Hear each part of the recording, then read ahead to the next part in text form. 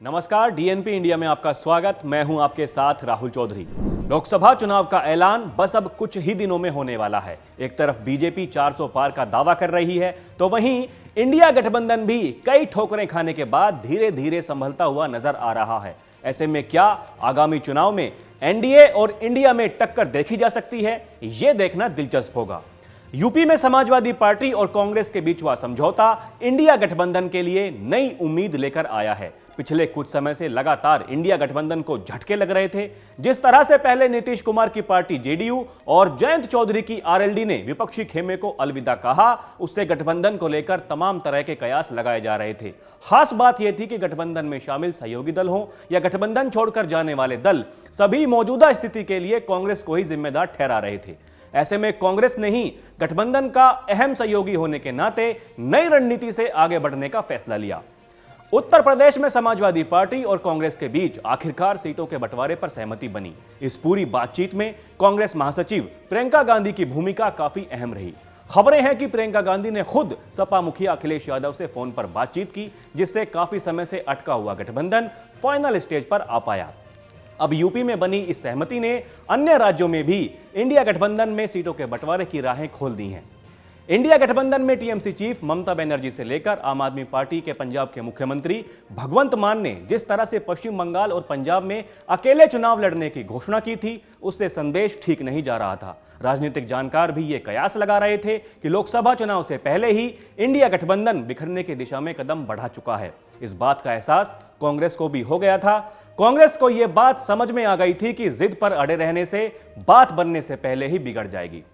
ऐसे में कांग्रेस ने लगातार बातचीत को ही तवज्जो दी। आम आदमी पार्टी और कांग्रेस की बात करें तो चंडीगढ़ मेयर चुनाव पर सुप्रीम कोर्ट में जीत से दोनों पार्टियां उत्साहित हैं। दिल्ली और पंजाब में सीटों के बंटवारे को लेकर दोनों दलों ने लगभग सहमति बना ली है। कांग्रेस अध्यक्ष मल्लिकार्जुन खड़गे और आम आदमी पार्टी के राष्ट्रीय संयोजक अरविंद केजरीवाल के बीच हुई मुलाकात में चीजें बेहतर होने के संकेत मिले। बताया जा रहा है कि दोनों दलों के बीच दिल्ली में 4-3 पर सहमति बन गई है। 4 सीटों पर आम आदमी पार्टी चुनाव लड़ेगी और 3 सीटों पर कांग्रेस अपने उम्मीदवार उतारेगी। बस दोनों दलों की तरफ से गठबंधन की औपचारिक घोषणा होना बाकी है। इसी तर्ज पर कांग्रेस बिहार में आरजेडी के साथ, झारखंड में जेएमएम आरजेडी के साथ, तमिलनाडु में डीएमके, महाराष्ट्र में महाविकास आघाड़ी, केरल में वाम दलों के साथ चर्चा के बाद सीट बंटवारे पर आगे बढ़ सकती है। दूसरी तरफ बीजेपी की बात करें तो बीजेपी इस महीने के आखिर तक लोकसभा चुनाव के लिए कैंडिडेट्स की पहली लिस्ट जारी कर सकती है। मीडिया रिपोर्ट्स के अनुसार इस लिस्ट में करीब 100 उम्मीदवारों के नाम होंगे। लोकसभा चुनाव 2024 के लिए बीजेपी की पहली लिस्ट में ज्यादातर वो सीटें होंगी जिनमें 2014 और 2019 लोकसभा चुनाव में पार्टी को हार मिली थी।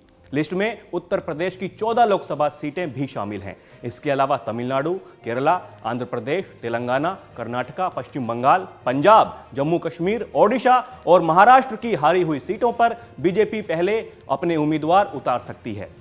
बीजेपी ने इस तरह की करीब 160 सीटें पहले से ही चयनित कर ली हैं, जिनमें या तो बीजेपी जीत नहीं पाई थी या फिर बहुत कम मार्जिन से चुनाव जीती थी। ऐसी 160 सीटों में से करीब 100 सीटों पर उम्मीदवारों के चयन का काम हो चुका है और इस महीने के आखिर तक इनकी घोषणा भी हो सकती है।